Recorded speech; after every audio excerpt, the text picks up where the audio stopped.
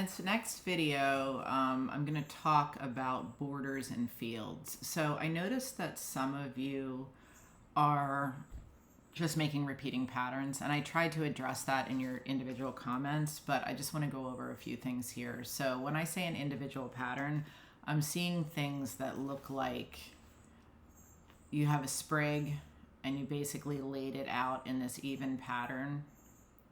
Might not be a sprig, it might be like a bouquet or some other object. You basically laid it out in this pattern and then are filling the whole thing with pattern, and that's not what the assignment is. The assignment is to respond to the square. So the square is the engineered shape that we're working with, and we're trying to create something balanced that when it's folded, it looks like it has intentional corners, and it looks like not just a swatch of fabric that's been cut out in a square.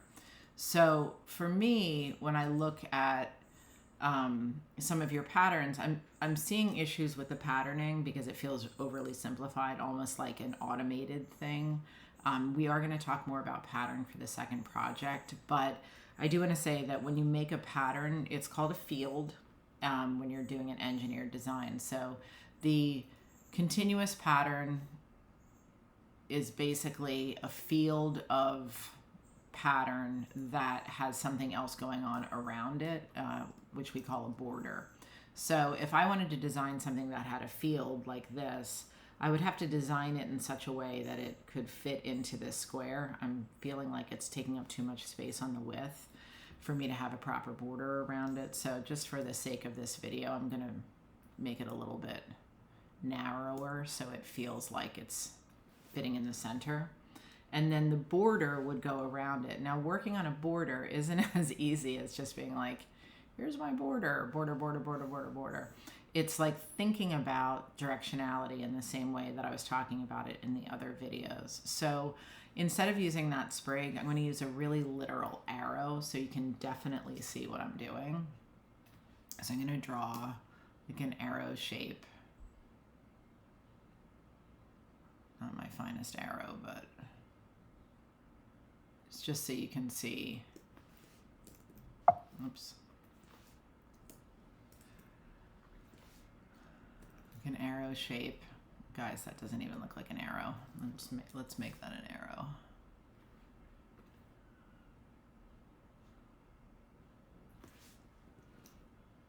And I'm almost there.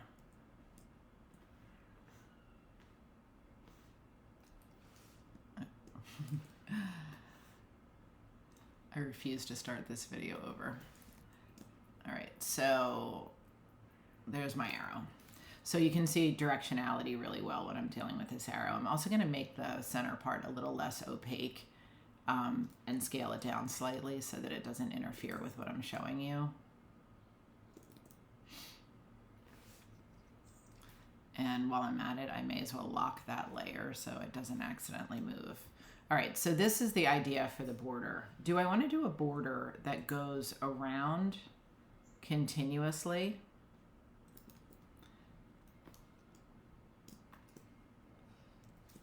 I'm trying to save myself from having to reload anything or redraw anything. So I'm just going to make a copy of that. So I could have a border that goes around continuously. See how the arrow is going in a circle? Totally fine. I can have a border that goes around in a direction. Let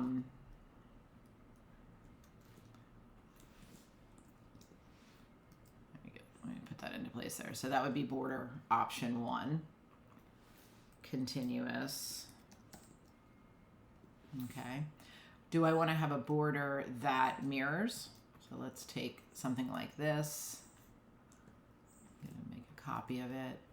Say, oh no, I just want it to mirror. So I'm going to take this one and have it mirror in the center and either add another arrow there, or I could make the whole thing wider. My keyboard is not cooperating. There we go. can make the whole thing wider, or can add another arrow. And this is something that would also rotate like that.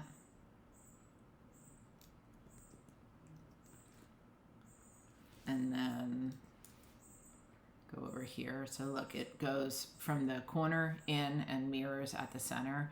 You could also do the exact same thing by having the arrow pointing towards the corner instead of towards the center. Same idea. But if you need to see that, I'll show you. I am trying to keep all of these as copies so I can show you at the end the different options. So we have something here that would point towards the center. So a lot of times motifs feel like they should have a direction to them. So sometimes we design into that movement that they would already have. So these would be two corners there. I'll do another one. So I'm just making copies of them so that I can rotate the copy. So the difference between this one and this one is just that the arrows are pointing in different directions. I could have one that, well, I'll call this like mirrored out,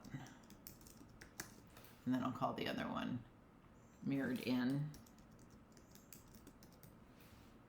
Okay. The other thing that I could do is design something that doesn't go all the way around, or something that has scale change in it, or something that has multiple elements going on in it. So bear with me while this one gets a little bit weird. So I'm going to make it smaller, and then I'm going to start by creating some variation within it and make it not just one element, but make it feel like it is multiple elements. And even though it's just one arrow, hopefully you'll get the idea that those could be different leaves or different flowers or different bees or whatever you want to build this out with. And to create some sense of organic movement instead of just the same arrow over and over again. So I'm going to take all of these and merge them together. So now I have this little cluster. And this is something that I could do the same thing with. Like if I wanted to expand it, flipping it vertically here, to create a longer piece of it. And I do think I have to connect that because it's like really obvious that it cuts off. But I could connect it to make a longer piece of it. I could say going all the way to the edge here. It's bigger than the border that I need, so I'm going to cut off what I don't need. You see, instead of it just having the same thing over and over again, it has this varied movement. So I can take this, and again, I can rotate it all the way around. So the arrow would be in the same direction. It looks like I didn't delete all of it. So it's rotating all the way around.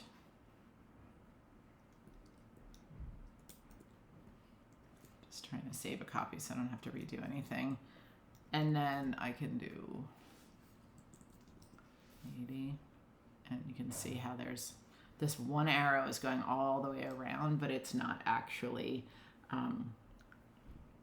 just one arrow. It's this varied cluster of arrows. So that's one. I'm going to call it cluster directional. And then I can also take that same idea here and do the mirroring thing that I talked about in the corners. So this one, I would say, let's rotate it 90 degrees and have it meet itself in the corner, right? So this is arrows going up, arrows going right, and it's going to meet and sort of collide in the corner. Of course, I can also flip this vertically so you're really seeing the mirrored element. So see there, it's like a really obvious mirroring. I'll keep that just so that you can see how it looks on the other corner as well. And then I would take this and rotate it 180. And I hope you're noticing that I'm using a lot of rotating and flipping of the same element in this border technique. See how that looks? So we have this very symmetrical corners, but they're different because it's a directional border.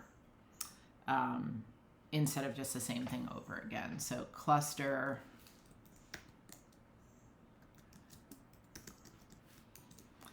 And next, if you're really into this, you can do something that I like to call the double mirror, but I'm sure there's a better name for it. So I'm just going to take the exact corner of this artwork. I'm going to use my guide so I can find the center of this. And you'll notice that it's cutting off an arrow, but you're going to see the result of that. You can always fix it if you don't like it, but I'm going to take just that corner and make a copy of it. And then I'm going to, this is mirrored, I'm going to mirror the mirroring.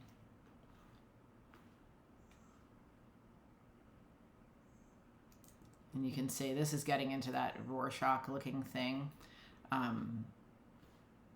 that personally I would fix, because what I was trying to show was like arrows, not some weird like weird symbol, but maybe you like it.